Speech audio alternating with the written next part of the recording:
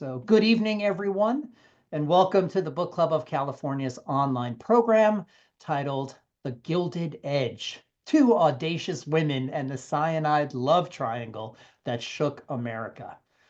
My name is Kevin Kosick, and I'm the Executive Director of the Book Club of California, and it's my pleasure to welcome you and host the program this evening. For those of you that might be new to the Book Club of California, we are a nonprofit member and donor supported organization that is dedicated to preserving and promoting the history of the book and the book arts. Oftentimes, we do that with a focus on the literature and the history of California and the West.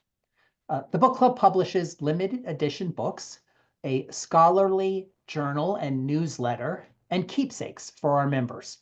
We host a year-round series of programs and exhibitions like the one this evening on topics including fine printing, design, typography, bookbinding, collecting, California history, and much, much more. Now, if you're not a member of the book club, or if your membership has lapsed and you're interested in what we do, please consider joining our century-long tradition. Our membership dues are modest, the benefits are many, and we simply can't do the work of the book club without the support of our members. So I encourage you to go online to bccbooks.org to join the book club, to donate to the book club, or just to find out more about us. And now, tonight's program. The program, as you can see, is titled The Gilded Edge, Two Audacious Women and the Cyanide Love Triangle That Shook America. And our speaker is Catherine Prendergast. She's waving hi to you. Great. Catherine is now retired, I believe, but was a professor of English at the University of Illinois at Urbana-Champaign.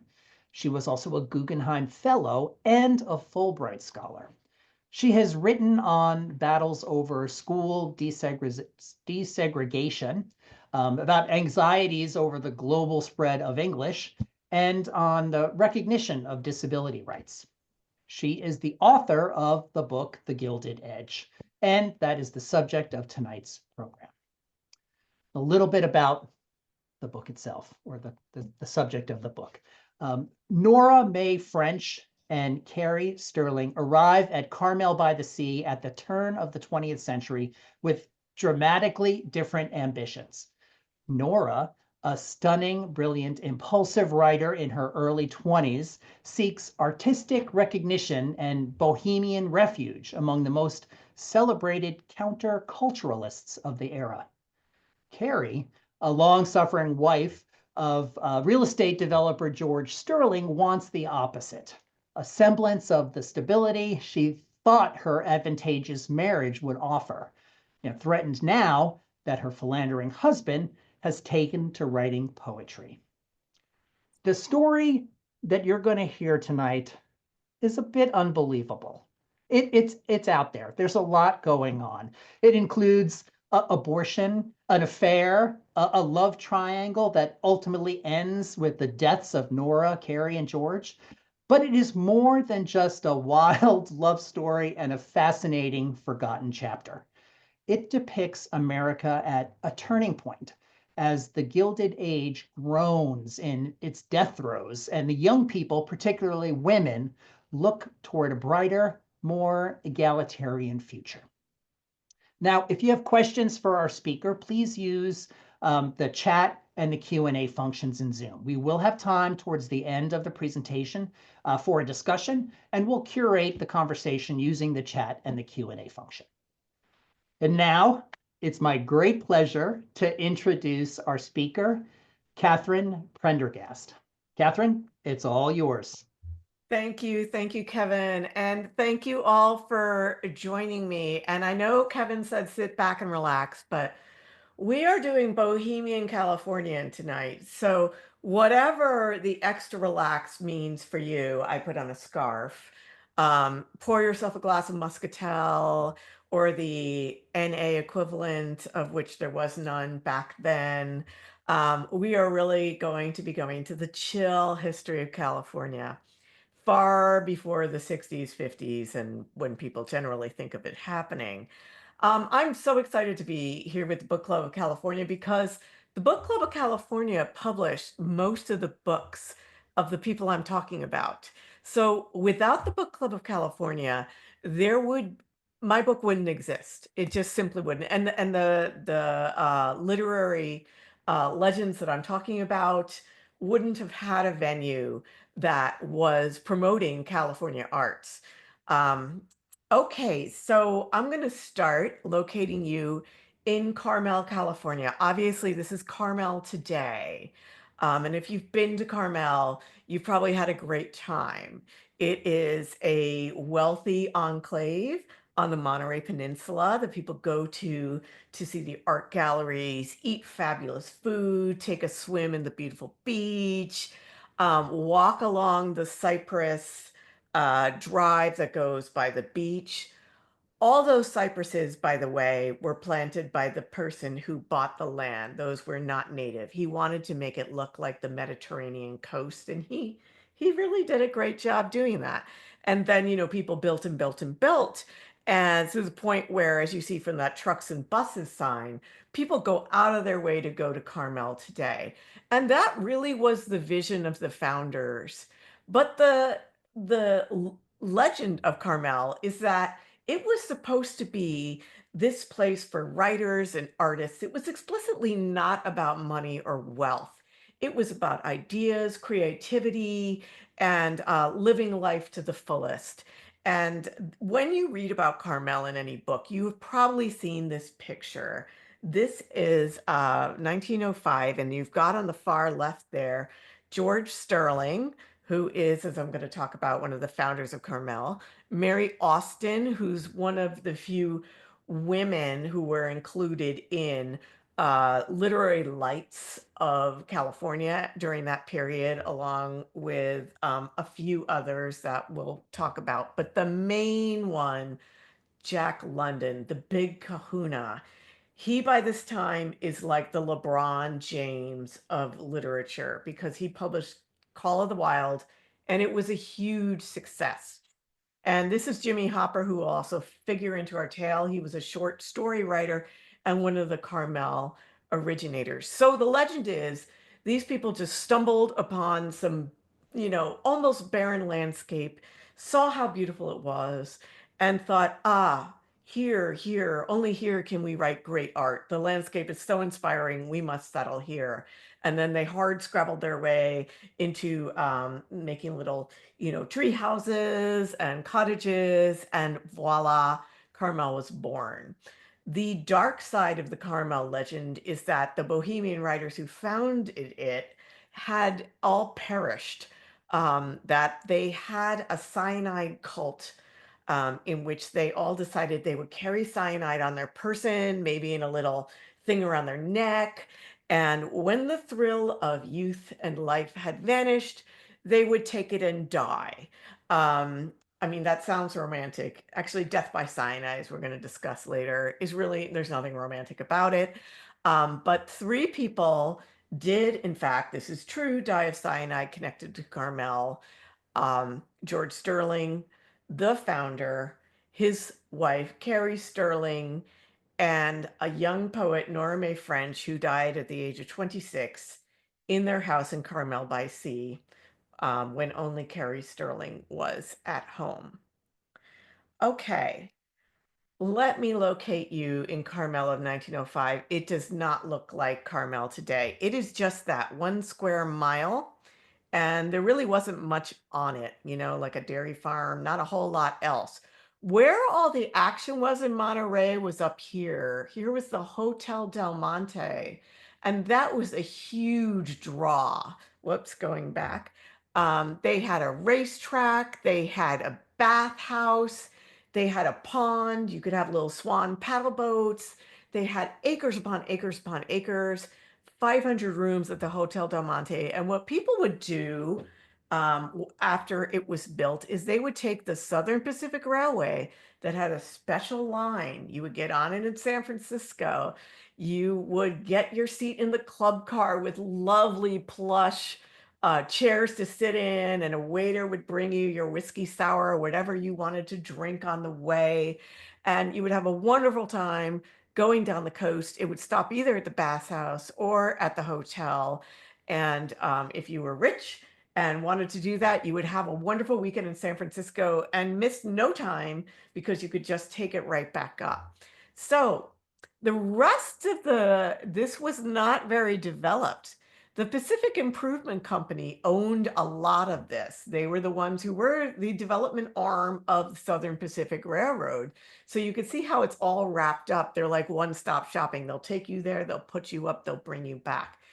Well, this guy, Frank Powers, thought, I want in on this game. He's just a lawyer up in San Francisco. And at one point, a guy named Frank Devendorf said, hey, this square mile, just 3 miles away from the Hotel Del Monte, has just come on the market. I don't have the capital, but I know you do. So let's buy it together. And they start the Development Company. And they buy it because they've heard that the railroad is going to extend that extra 3 miles. Now, to get that extra 3 miles, you got to go across some bumpy stuff, right? And there's really nothing at Carmel. There's like one hotel, and it's called the Pine Inn. And if you were visiting, maybe you got a room in that inn, but maybe there wasn't room. So they put you up in a tent outside of the inn. You could see how you'd have to be a little bit hardy to go look at land for the possibility to buy there. So you know what? They buy it, and the people are not, in 1902, the people are not coming. They try everything like turkey trot weekends, like every incentive. And finally they're like, huh, Frank Powers is like, I know what we're gonna do. We're gonna do what Pasadena did. Pasadena was like a nowhere bill. But then the Fox Hunting Club decided that they would get together, and they knew people all around the country. And they said, hey, we're going to have this big parade. We're going to, like, have floats with roses on them. Yes, the Rose Parade predates the whole football thing. And then that becomes an attraction, and people go to it, and then people see how lovely it is, and they buy. Now, the problem that Frank has is that all across California at this point, people are trying the same thing. They're trying to get people to come to their square mile of dirt to buy in and build it and make a wealthy enclave. So he's like, you know what? I know just the guy. This is George and Carrie Sterling in the middle. That's the back of Hopper's head. Irwin and Dick Partington, who's a painter in San Francisco. Now, George Sterling isn't just anybody. He is the son of the people who settled Sag Harbor all the way in the east and Shelter Island next to it. So he's as close to blue-blooded Yankee nobility as you can get. But he's also, as you may guess from him, looking at him, kind of a ne'er-do-well. And he screwed up and dropped out of college and did all this stuff. And his mom is like sick of it. So she sends him west to where his uncle, excuse me, Frank Havens, owns something called the Realty Syndicate. And the Realty Syndicate has a lot of money. Okay. They are they're backed by Frank Smith, who's the head of the Borax Company. Have you ever seen those 20 mule borax boxes of laundry soap? Somebody actually had to bring them out of the mines on those mules. And George Sterling, if you see there at the bottom, is listed at the auditor. Slowly, slowly, he's going to make up his way up the chain till he becomes vice president. The Realty Syndicate is why California the East Bay looks the way it does. They bought up the land that is now the Piedmont, but was then just sort of greater Oakland. And they imagined it as basically Millionaire's Row. And at this point, it's just depressed farmland. After the crash of 1893, there's not a lot of money going around. So Frank Havens makes a deal. They also do Altameda. They do a bit of Berkeley. And they built something called the Key Route Pier and the Key Route Passenger System. So they had streetcars that would go through the East Bay, deposit you at the Key Route Inn, and then they built a pier where the train would take you really halfway out in the bay and then take you almost to Yerba Buena Island, which was Goat Island, and it would shave time off the commute. So you could get from the East Bay to the Embarcadero faster than the Pacific Improvement Company would take you there on their boats.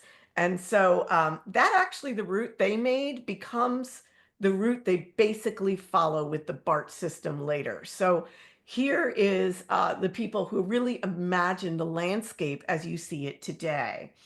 Now they're going to do Carmel. Frank Powers meets George Sterling. They're buddies through the Bohemian Club, which is right down the block from Book Club of California. And they're like, "Hey, we need someone who's real estate savvy to start a writers' colony there. Don't make it look like it's a commercial thing. Just get a bunch of people there who and write other people that, oh wow, we're starting this big Bohemian writers colony. Can you do that?" And George Sterling says, "Oh, can I ever?" Right? Now, he loves to drink. This man can drink, drink, drink. And so what he does is show people a good time. He picks them up at the Del Monte Hotel, gets them lunch, and then takes them on what's kind of like a timeshare weekend hard sell 3 days. He takes them to Carmel, puts them up in his house or somebody else's house, and then he walks them over to Point Lobos. And there they go diving for mussels and abalone. And he has a barbecue on the beach. But the thing about abalone is it's not terribly edible unless you pound it for a while.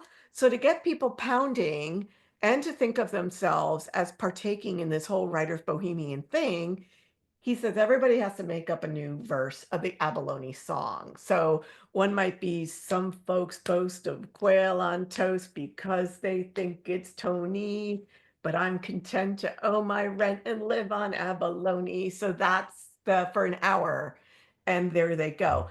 Then they go back, they have a great time, and then hopefully he follows up and says, "Buy right away. There's so many people trying to, I will try to talk to the manager and get you a lot, but blah, blah, blah, blah, blah." But the greatest sell by far is that he is best friends with Jack London. Now, when they first started out, Jack was a nobody. And George Sterling had money because he was then vice president of the Realty Syndicate. And they were doing the same thing in the Piedmont that they were doing in Carmel. They're like, "Hey, why don't we like put people someplace to make it look like people will actually live there?" So he gave Jack, poor Jack London, who has no money, a house at the like back edge of the Piedmont. And eventually, Jack becomes the most famous writer in America. And it switches. Now, Jack does not buy in Carmel ever. This is important. And the reason he doesn't is because Carrie Sterling, George's wife, does not like Charmian London, the person that Jack ditched his first wife, Bessie, for, and won't ever let him forget it. So he and Charmian buy in Sonoma. Now, George really tried to get Jack there, and they almost broke up over it.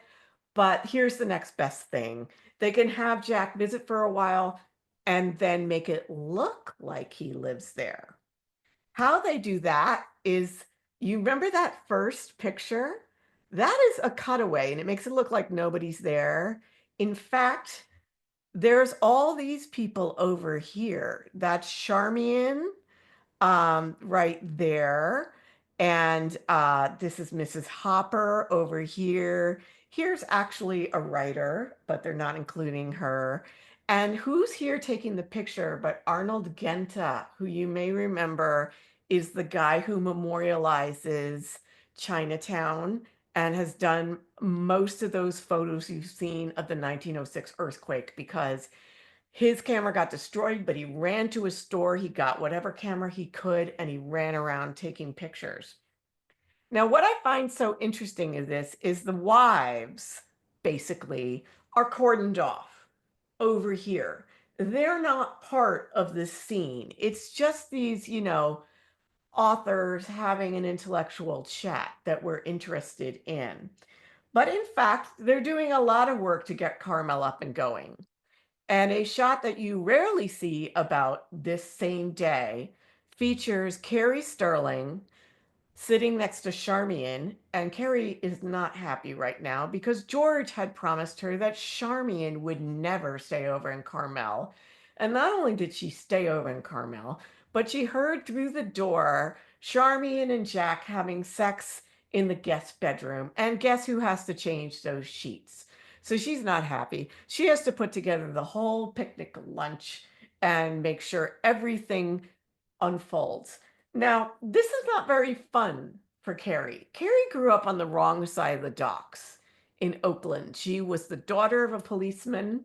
When he died early, her mom ran a boarding house. So basically, she, in marrying George and moving up to the Piedmont, hoped she had escaped all of that and being basically the Cinderella of the house.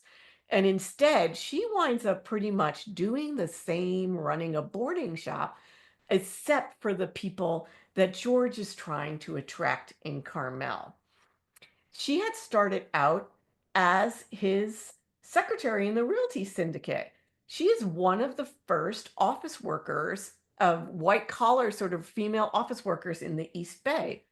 During this moment, we are seeing a huge explosion of women appearing in public spaces that we didn't used to. There are, first of all, the Gibson girls. It's a very commodifiable picture, popularized by Charles Gibson, who's an illustrator at the time. But they're very savvy, you see from the eyes. They're portrayed as going out, they're doing sport, they're going to symphony, and sometimes they're saying things like, "Oh no, don't talk. That would be so boring. Let's dance instead." Okay? This is a change from the Victorian era where they're supposed to be cloistered inside and not supposed to like appear in public until some guy introduces them. Also key is the rational dress movement. This is called a shirtwaist, which was a highly uh, prevalent mode of dress. It could be dressed up with frills. It could be dressed down and very plain. It could be the garment of the working class, of the actual, people who made them in the factories. This is also the time of the Triangle Factory Fire, which is also the Triangle Shirtwaist Factory Fire in New York. So there's sort of a dark history behind this commodification of an image of grace and movement as well from people who really couldn't move out of the factory jobs anywhere. And then a long skirt that allowed them to, actually move around. There's less of a corseted look and it's going to get less and less. Now, it caused men anxiety. Okay. This is an image from 1901. It's have nothing to do with Carmel, but there's a figure that gets called the new woman. And the new woman encompasses everything from the office worker to the Gibson girl to the factory worker to the athlete to the woman who wears bicycles. And you see that featured here, and pantaloons so they can wear bicycles. And the anxiety is that gender roles will be completely reversed and men will be doing the washing. So there she is, she's smoking a cigarette, she's wearing the pants, he's wearing the skirt. 1901, Carmel Development Company, 1902, and this is the anxiety that the family will break apart and it will be just plain Armageddon. Now, it's so interesting to me, and I talk about in this book, that there was always an idea of the new woman. It was written about the time, scads and scads and scads of article and book about the new woman. But I could not find the new man. And it seemed the new man never did appear. And hence, that is where we have every problem. I'm going to go back to Nora May French. Had she lived, you would certainly have heard about her. At the time, she was a prodigy. She won her first poetry contest at age 11. She was discovered by Charles Loomis, editor of Out West, librarian of Los Angeles Library, and famous resident of the Bohemian set down in LA, where she was. And she was publishing all over California by that age. Went to the Art Student League in New York, also did some drawing, came back. But she's not just anybody. She is the grandniece of Henry Wells, who founded American Express and Wells Fargo on this side, and Augustus French, the ninth governor of Illinois. She is smart as a whip. She is descended from some of the same set that George Sterling is, people you think of as American aristocracy. So very much to the manor born, and has fallen on hard times for reasons that her family has, that they wind up in Glendale on a ranch that fails, and she winds up pretty much penniless in LA. But there, she continues to write. She attracts the admiration of Ina Coolbrith and various other people big in the California art scene, but nobody more so than this man here, Harry Lafler. And he is called the king of Telegraph Hill. He also works for the Realty Syndicate and is the best friend of George Sterling. And basically, they spend their nights before Carmel in Copa's, which is this Italian restaurant in Little Italy part of near the financial district. And they would just compose sonnets on spec and read them to women in the room, and romance them. Their body count was astronomical.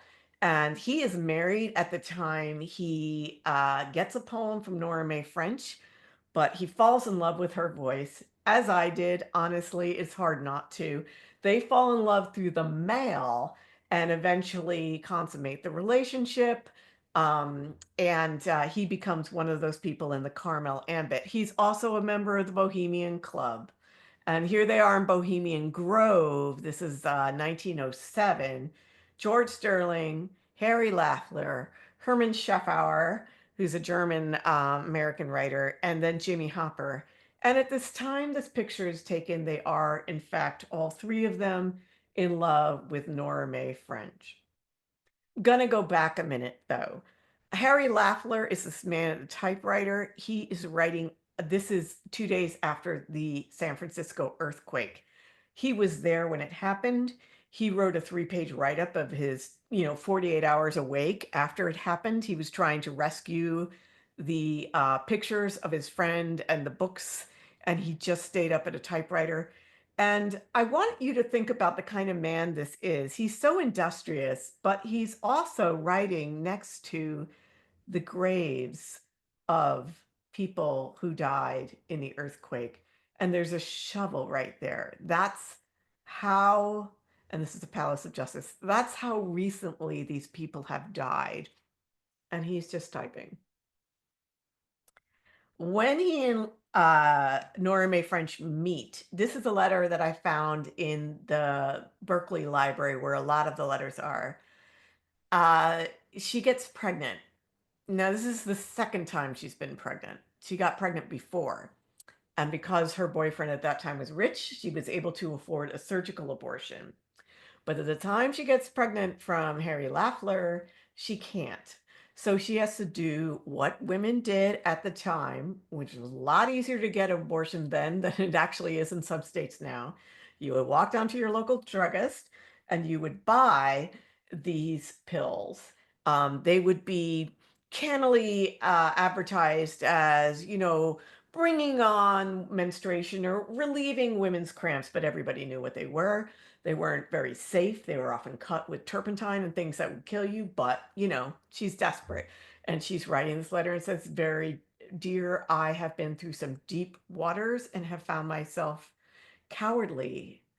I bought some strenuous drugs Friday night, took them Saturday, and I'm suffering delayed and welcome pains today. And the rest is thinking about motherhood and thinking about trying to imagine a future with him. He is married and deciding this is the only way. And she is suffering at this point.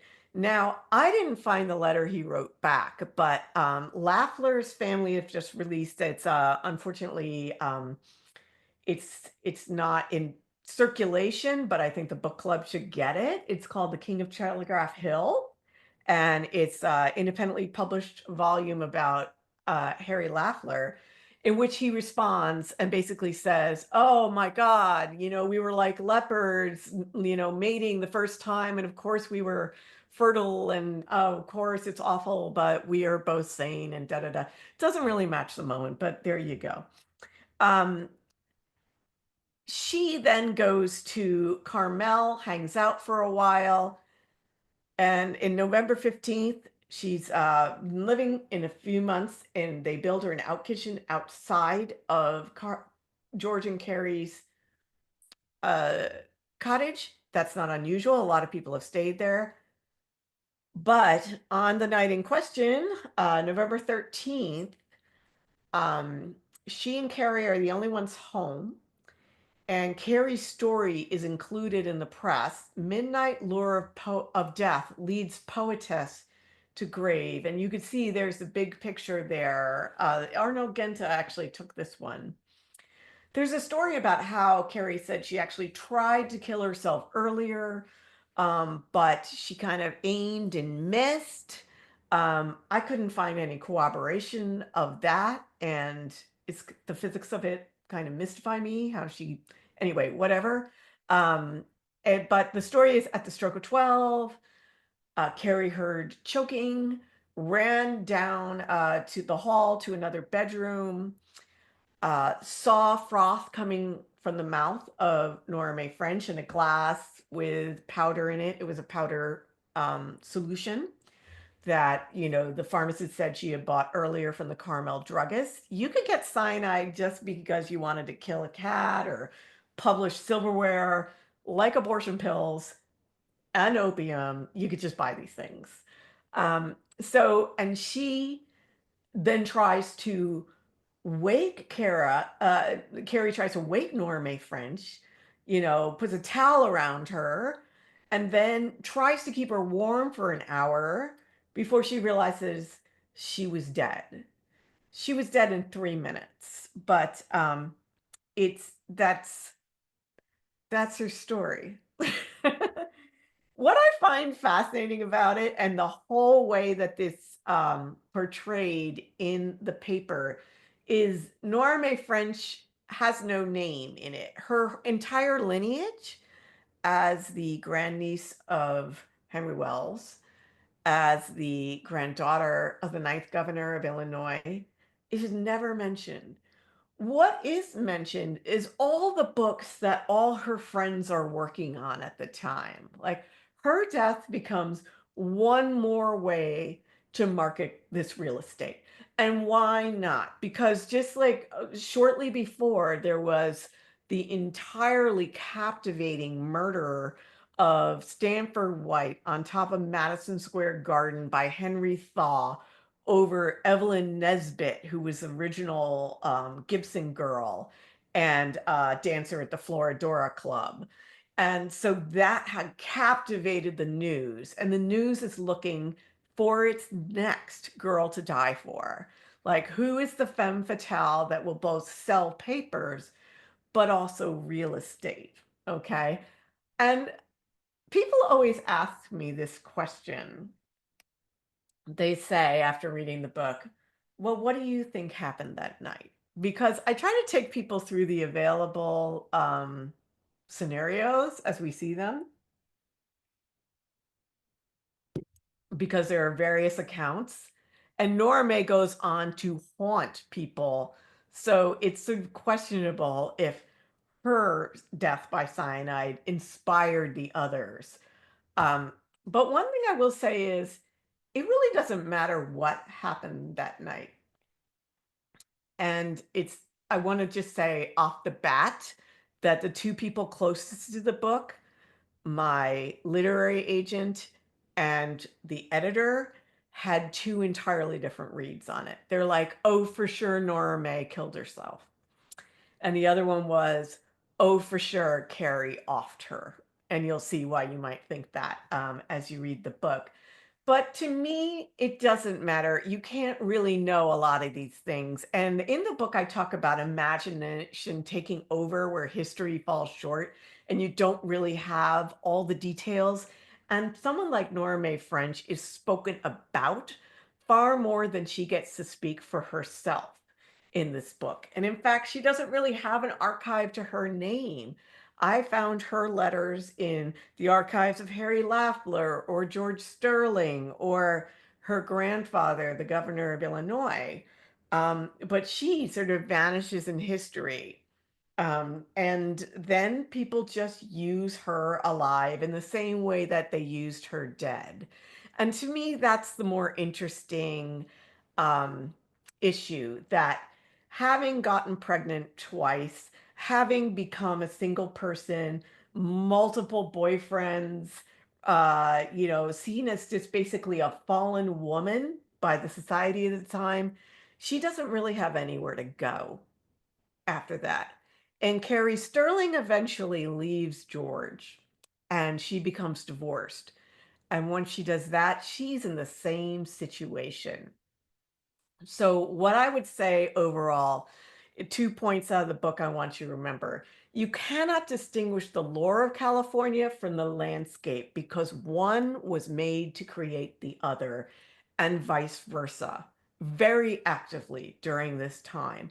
And the second thing is, when the new woman came at the turn of the 20th century, there was no new man to greet them. It was the same old man. And so the new women would have to remake themselves over and over and over.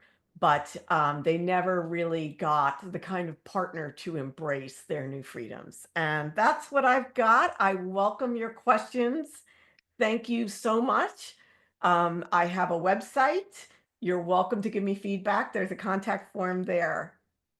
Thank you. Okay, I'm back. I was hoping to have a definitive, here's what happened, Yeah, sorry but I about that. guess I guess there's not. It's kind of like Who Killed Jane Stanford. It's another one of those mysteries, and every time you read it, it could be a different interpretation. I've gone We're back good. and We're good. forth personally. I mean, Oh, yeah, nice, yep. interesting. If you're still there, which many of you are, you've still got about 70, 80 people here in the room. If you have questions or comments for Catherine, please use the chat and the Q&A now. I'm going to look at that in a second to ask some questions. But I'm going to start with asking the question about the research for the book. In terms of, you said that there was Nora didn't have an archive of her letters and of her work, but there's so many amazing pictures, and you did show a letter and you found stuff in different places. Tell us about that and where you did find stuff. Well, hats off to the Huntington and the Berkeley, because a lot of these pictures come from Jack London collection, of which there are like something like 66,000 items in the Huntington. It's one of the main collection. And there are about 66,000 items because Jack London kind of went broke by the end. And so when he died early, Charmian had to keep selling off pieces of the estate, manuscripts, photo albums, etc. So anybody who wants to do research on this vintage California, I would suggest starting there. But also I went to the Oakland Library. There was a lot on the Realty Syndicate. That's where I found their stock portfolio, their stock certificates. Mhm. There was the Berkeley, which had a lot of George's letters. The Berg in New York Public Library has a whole lot of correspondence between George Sterling and his mentor Ambrose Bierce, another huge figure in initially California literary history. Well, initially Civil War, moves to California and then moves to Baltimore and works for the Hearst Foundation.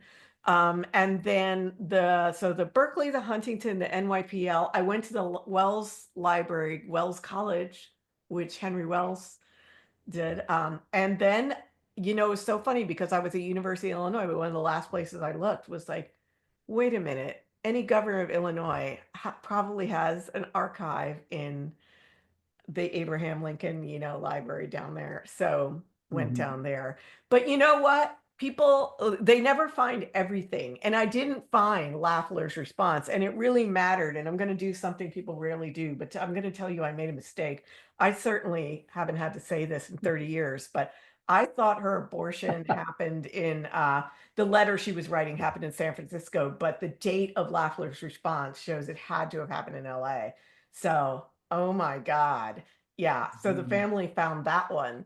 So you know what? This is what history is. It's like finding a Pluto, like it's a planet. Wait, no, it's not a planet. No, it's a planet again. You find something else and it changes the story and you take your best shot. and you acknowledge the Yeah. people who are right. Yeah, it's so funny you just mentioned that the family found that letter and they pointed out that discrepancy. And there's a question in the chat and Q&A that specifically about Nora's family coming to her funeral. But did they? And because she said she was kind of estranged, out on her own. Yeah. But what was the whole family situation there? So by the time they moved to California, her father had been, having married into the Wells family. He was a professor at Wells College when it first got off the ground, which is in New York State by the Finger Lakes. And I'm not going to spoil it for you why he leaves a Mhm. very plum position to go start a failing ranch in Glendale, California, but he does. And then the ranch fails, mom dies, he has a breakdown, and Helen French, her sister, and Nora May French, they're just the sort of like heartbreakingly sweetest sort of sister pair you could find. They are left trying to hold the family together. And so Helen comes to the funeral because she had moved to San Francisco during the Lafleur years, but eventually decided Lafleur was very bad for Nora and went back to LA and got a job and got married. She was definitely the more stable one. Nora, some people say, do you think she was addicted to drugs? I'm like, no, she was addicted to men. Like if I could have like done it in an anachronistic thing, I would have yanked her to a meeting of like Sex and Love Anonymous or Codependence Anonymous or something like that, sent George to AA with Jack, Carrie would have gone to Al-Anon, all of these people would be in recovery instead of killing themselves with cyanide. But there you go. But Um, yeah, it's important. Like this, she was separated from her family and basically dies kind of in disgrace, hmm, romantic interesting. disgrace. Romantic discourse. Well, what about the Sterling side of their families and on all of this happening? Yeah. So George's mom, after his dad died, moved out to California and with his 8 sisters. 8 sisters. So, like, when the marriage is over in Carmel, though, he has to sell the house basically to support Carrie. Carrie's sister, meanwhile, has married way up. She married Frank Havens, his uncle, the lead, and he has this place, Wildwood, which is a huge mansion, Lila and Frank Havens in the Piermont. And so she winds up kind of staying in a guest house on that property that has a little gallery attached. George Sterling takes a room. Eventually, he wanders around for a while. He writes titles. This is such a weird one. In Hollywood for Douglas Fairbanks. He has a drink with Charlie Chaplin. He gets a job writing about Yosemite and kind of pumping that up. He is the poet laureate of the Pan Pacific Exposition in 1915 in San Francisco. So, like all these people he's been in industry with keep him going, and eventually he has a little room. He's kind of like the mascot, the drunken mascot of the Bohemian Club, and he drinks himself basically to death with a little cyanide. A little side of cyanide. A little side of cyanide. What about the marriage and then the divorce of the Sterlings? What Yeah. happened there? So the thing about the Bancroft is George Sterling kept a diary, and it was a very sort of public diary that people have transcribed for ease. But his handwriting was actually very good. And it starts out with like fog all day, like basically a weather report. But it has, thank God for people like us who are trying to write a story, who visited. Did they have mussels? Did they do corn on the cob? Like all these details, a food fight on the beach, right? But it also has, the moments Carrie left and couldn't stand it. So, and Hmm. the day after Nora May French kills herself, and all these, very, very traumatic moments in their lives. And so they separated, they got back together, but eventually he settles on another muse. He decides, write great poetry without a young muse. And she finally realizes, after a long, long time that he's never going to love her like she needs to be loved as a wife. So So she bails. It's he time to go. bails. Yeah. And he goes on to have a great life, but once you're divorced in Yeah. San Francisco, and I follow that in the book, it changes her relationship to everybody, and she's just kind of cut out. And there's Mhm. one kind of gross moment where Charmy in London offers her a job as a cook at her Sonoma ranch. Yeah, Yikes. which Yeah. Charmian denied, but she did. Mm. Yeah, the tables have changed, have Totally turned. turned. Yep. She said there's definitely some cat fight that's like decades long going in there. So I'm fascinated by this whole cyanide cult idea. Yeah. And because you mentioned like once the thrill of youth and life are gone, right? And people had a little vial of cyanide like on their necklace, or tell us a little bit about that. Where that came from. Yeah. So Yeah. I sourced that. The only place you find that is Javier Martinez's wife. Javier Martinez was a painter. He was Mexican and he moved from Mexico to San Francisco. He was a mainstay at Copas. He was also in the earthquake. And his wife, who was a lot younger than him and lived a lot longer, there was an oral history of her talking about all this time in the Bancroft. She's the one who says it's a cult, but there's nothing in there that suggests that there was any kind of agreement. They're all committing suicide at different times or taking cyanide or ingesting it. Let's keep it neutral at different times for their own reasons now that are linked in sad and Mhm. tragic ways, but there was no agreement. Mhm. Interesting. I think you mentioned early. Someone mentions it in the chat. Lori mentions that you haven't really mentioned the Montgomery block of San Francisco, I'm so glad she where brought that up. these people knew one another. Why don't you tell us about that? So the Montgomery block is a block on Montgomery that it's a four-story building, and some of it is business offices and lawyers, and some of it is artists and studios. And Copa's was at the bottom of it. Now, old Copa's, the guy would just, leave leave the key there. They would go in the weekends and they would paint. And they painted basically their myth. This is before Carmel, all over the walls in murals, and they painted a frieze just under the ceiling, like if you had the ceiling here, like it was a Greek frieze. And so you had Sappho, Lafleur, Dante, Sterling, and they were basically writing themselves in on the level of classical mythos. And they also had these black cats that were the same as Le Chat Noir cat, that poster of the old Hmm. Paris Bohemian cafe. So they were linking both to the slightly older European bohemianism and echoing back to a neoclassical, motif while, putting a lot of really whacked out, like Dali-esque stuff on that wall. I think it was the Book Club of California that has a book of those murals that published them.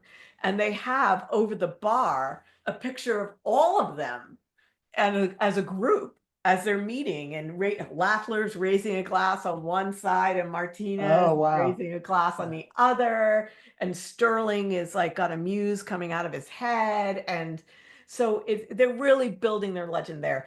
And it worked because Coppola was like, I don't need to hire dancing girls or a band. People will come here to see the Bohemians. And they did.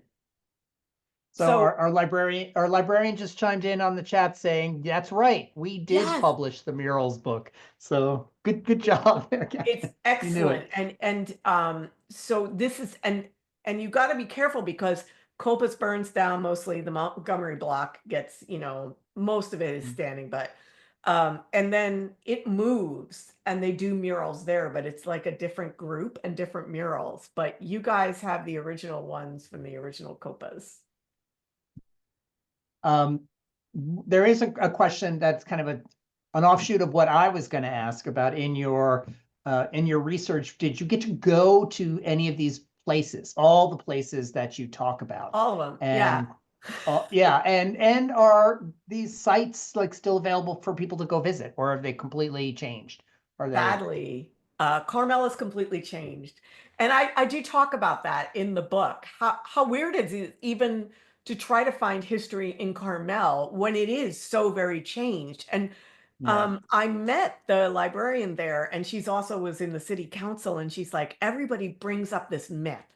Like Carmel in current day has ordinances like about cutting down the trees, about you can't wear a heel that's over 2 inches in height or less than like an inch in depth. I mean, it's very particular.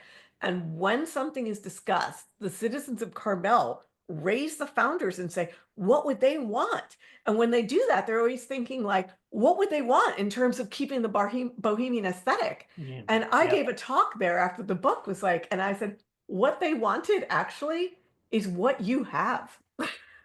A wealthy enclave. Clave. You Yeah. know? Yeah, that's exactly what they wanted, where people would come, spend money, love to eat there, sleep there, and then go home rested. That's what they wanted. Now, George Sterling's house burnt down slightly after he moved out of it. Hopper had moved in. That one's gone. So you can't see that. You could go to Point Lobos. It looks very much the same. You can go to the beach. You could go to but trying to reconstruct like how they would walk around places, I wound up with a sneaker in sand, like being guzzled into the, into the Oh yeah. mud. To the You muck. can't you Yeah. can't do their walk. You have to go up to, what is it, Route 1 or 1A or whatever, and get over to Hmm. Point Lobos to do that. And you're not going to obviously be taking a train to Carmel because there is none. And there is none because the Pacific Improvement Company said, oh, you're making a development? We're not bringing you the rail. It stops Yeah. in Monterey.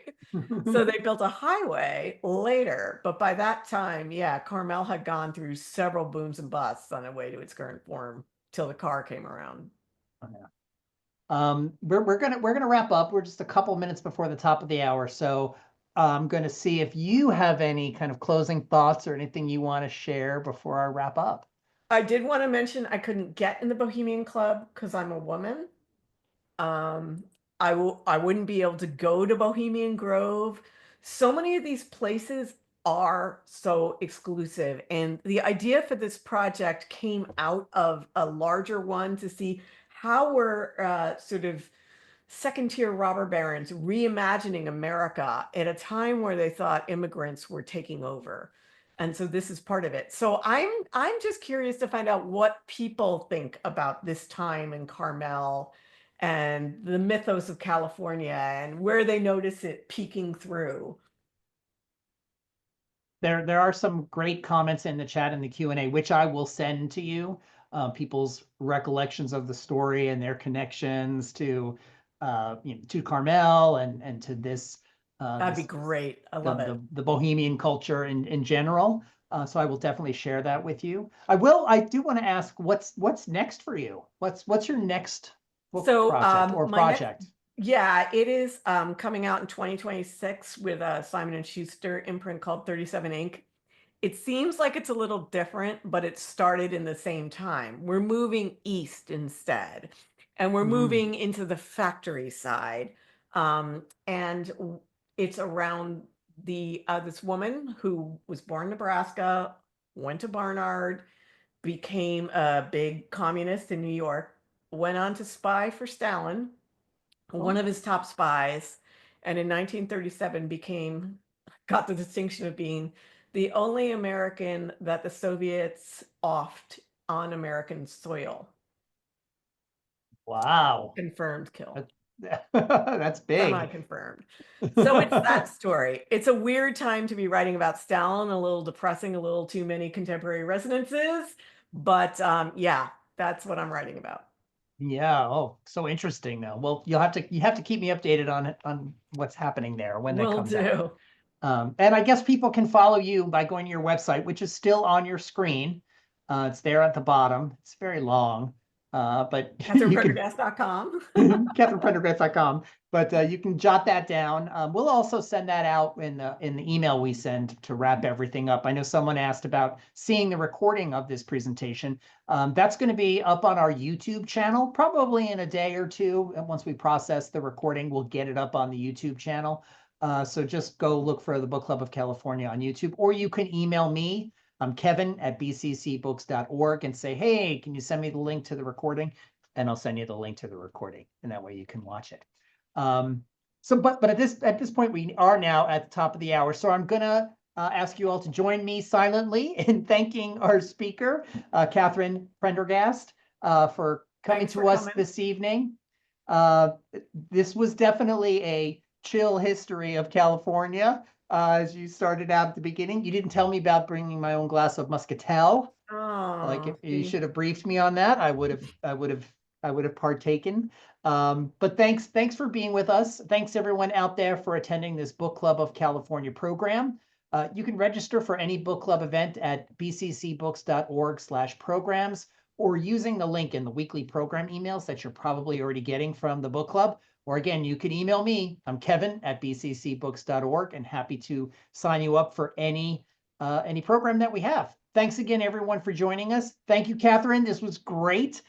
We will send out how to get the book in the email. We'll send you to Catherine's website and also publisher link and all that kind of stuff if you're interested in getting the book. Thanks, everyone. Have a great evening, and we look forward to you having another evening with us in the future. Thanks, everyone.